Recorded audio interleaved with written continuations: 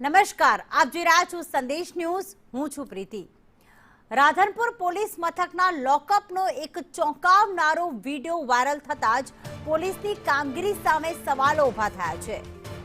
36 લાખ રૂપિયાની ઉચાપતના ગુનામાં બંધ આરોપી જહાર અબારી લોકઅપની અંદર જ બિંદાસ રીતે મોબાઈલ ફોનનો ઉપયોગ કરતો કેમેરામાં કેદ થયો હતો.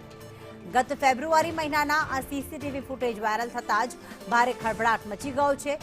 તો ઉચાપત અંગે ફરિયાદ કરનાર અરજદારે કરેલી આરટીઆઈમાં ખુલાસો થયો છે કે તત્કાલીન પીઆઈ આર.કે. પટેલે આરોપીને વીઆઈપી ટ્રીટમેન્ટ આપીને સાચવ્યો હતો. લોકઅપ જેવા સુરક્ષિત સ્થળ સુધી મોબાઈલ ફોન આખરે કેવી રીતે પહોંચ્યો તેને લઈને અનેક શંકા કુશંકાઓ સેવાઈ રહી છે. ત્યારે આ મામલે જવાબદાર પોલીસ કર્મચારીઓ સામે કડકમાં કડક કાર્યવાહી કરવામાં આવે તેવી માંગ ઉઠી રહી છે. વધુ વિગતો સાથે વિષ્ણુ ઠાકોર જોડાઈ ગયા છે. વિષ્ણુ, ફેબ્રુઆરી માસનો આ વિડીયો છે, ત્યારે શું વિગતો સામે આવી આ વિડીયો અંગે અને અરજદાર દ્વારા શું આક્ષેપ કરવામાં આવ્યો છે?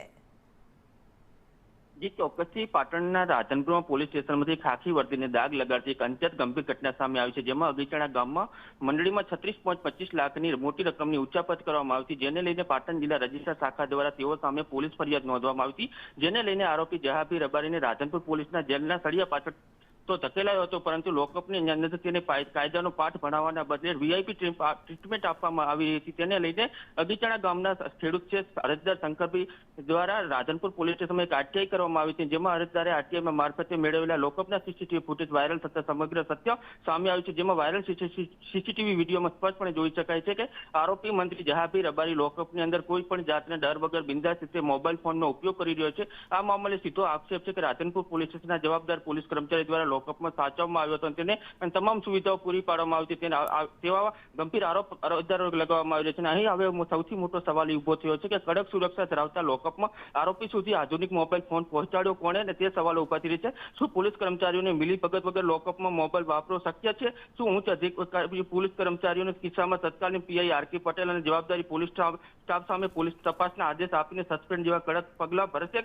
ત્યાં તમામ સવાલો તેમની સામે ઉઠી રહ્યા છે. હાલ તો અરજદાર દ્વારા તમામ પુરાવા અને સીસીટીવી ફૂટેજ સાથે ઉચ્ચ કક્ષાએ રજૂઆત કરવામાં આવી છે, ન્યાયની માંગ કરવામાં આવી છે, ભ્રષ્ટાચારી અધિકારીઓ સામે કાયદેસરની કાર્યવાહીની માંગણી કરવામાં આવી રહી છે. બિલકુલ, આભાર વિષ્ણુ તમામ વિગતો માટે. તો જે પ્રમાણે એકદમ સુરક્ષાની વચ્ચે જે કેદીને રાખવો જોઈએ તેને વીઆઈપી ટ્રીટમેન્ટ આપવામાં આવી અને એવો આક્ષેપ કરવામાં આવ્યો છે અરજદાર દ્વારા કે તત્કાલીન પીઆઈ દ્વારા જ જહાર અબારી સુધી ફોન પહોંચાડવામાં આવ્યો હતો, તે જ ફોન ઓપરેટ કરવા દેતા હતા, તેની મંજૂરી આપતા હતા.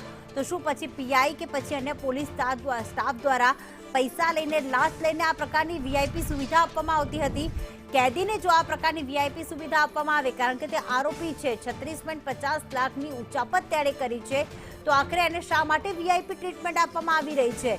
જેલમાં કેદીને સજા આપવામાં આવે છે, તેને કાયદાનો પાઠ ભણાવવા માટે જેલમાં મોકલવામાં આવે છે, જેલ હવાલે કરવામાં આવે છે, પરંતુ અહીંયા બિંદાસ રીતે આ આરોપી જે છે કોઈ સજા નથી કાપી રહ્યો, તે તો મજા કરી રહ્યો છે, મોબાઈલ ઓપરેટ કરી રહ્યો છે, સાથે સાથે પોતાના મિત્રો સાથે સગાઓ સાથે તે વાતચીત પણ કરી રહ્યો છે. એટલે કે તેને જેલ જેવું કંઈક લાગતું જ નથી. બધી જ વીઆઈપી ટ્રીટમેન્ટ તેમને આપવામાં આવી છે. પૈસાના જોરે એવું પણ થઈ શકે, ન માત્ર ફોન પરંતુ બીજી સુવિધા સાથે સારું ભોજન પણ તેણે લીધું હોય. કદાચ એ વખતે પોલીસ કર્મચારી શંકાના દાયરામાં ન આવ્યા હોય, પરંતુ ફેબ્રુઆરી માસનો આ વિડીયો વાયરલ થતાની સાથે જ પોલીસ કર્મચારીઓની જે કાયદાના રક્ષક છે તેમની કામગીરી ઉપર અહીંયા સવાલ ઉઠેલા છે.